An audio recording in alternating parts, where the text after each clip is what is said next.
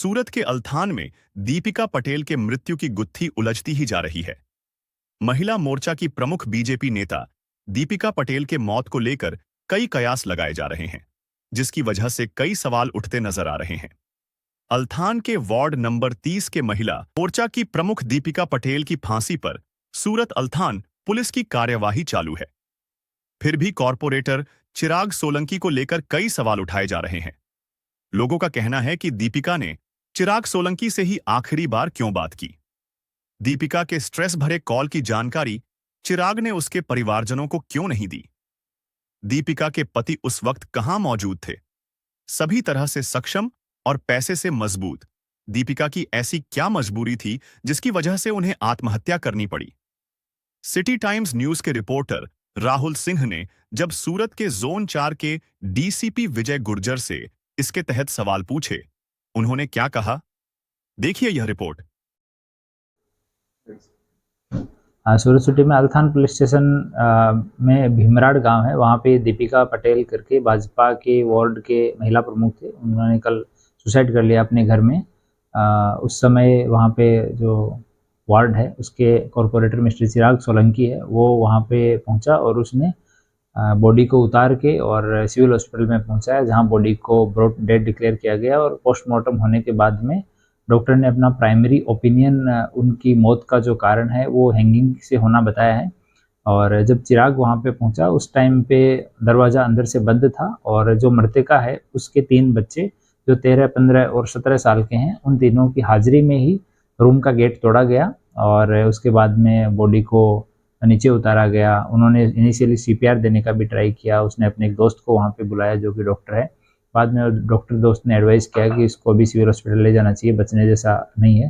तो वहाँ पे PM किया गया। अभी पोस्टमार्टम का फाइनल रिपोर्ट आना बाकी है। सुसाइड का हम कारण की तपास कर रहे हैं, तो हमने कल घर का सर्च किया उनके का, लेकिन सुसाइड नोट जैसा नहीं मिला है। उनका फ़ोन है वो फॉरेंसिक लैब में भेजा जा रहा है और CDR हम लोगों ने मंगवाए हैं। दीपिका का CDR जो मृतका है उनका, और उनके टच में रहने वाले ज़्यादातर लोग हैं उनका, और फाइनेंशियल ट्रांजैक्शन भी हम लोग तपास कर रहे हैं कि क्या सुसाइड का रीज़न हो सकता है।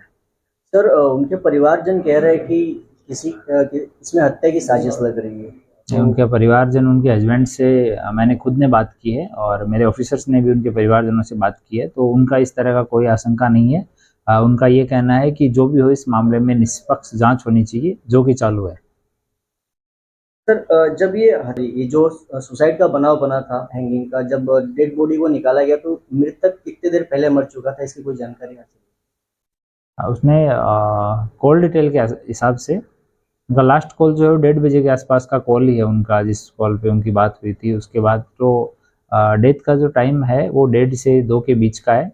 और डॉक्टर्स ने कुछ सैंपल लिए हैं, वो सैंपल वो लोग लैब में फाइनल रिपोर्ट आने के बाद में, वो लगभग 1 वीक लगता है उसमें, उसके बाद वो रिपोर्ट बना के देते हैं कि जिस टाइम पे वो पोस्टमार्टम कर रहे थे उससे कितने घंटे पहले लगभग डेथ हुई थी। तो वो उनका एक एक्सपर्ट ओपिनियन भी हमारे पास आ जाएगा। सर, एक सवाल और था कि चिराग सोलंकी को जब दीपिका जी ने फोन किया था कि भाई उनको कोई टेंशन है, कोई चीज की है, उनको स्ट्रेस है, तो उसके बारे में आपने चिराग सोलंकी से कोई बातचीत की थी?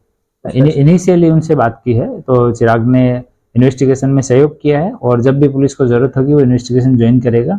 और थोड़ा उससे पूछताछ की गई कि भाई आपको क्यों कॉल किया, तो उसने बताया कि वो उसको बहन मानता था धर्म की और राखी बंधवाता था, और उनके घर से उनका फैमिली रिलेशन दोनों के बहुत अच्छे थे। परिवार के साथ दोनों बाहर घूमने जाते थे, तब भी परिवार के साथ घूमने के लिए भी बाहर जाते थे। तो सभी पहलुओं पे हम लोग तपास कर रहे हैं और इन्वेस्टिगेशन में जो भी चीज़ें सामने आएंगी वो आप लोगों के साथ में शेयर की जाएंगी। Thank you.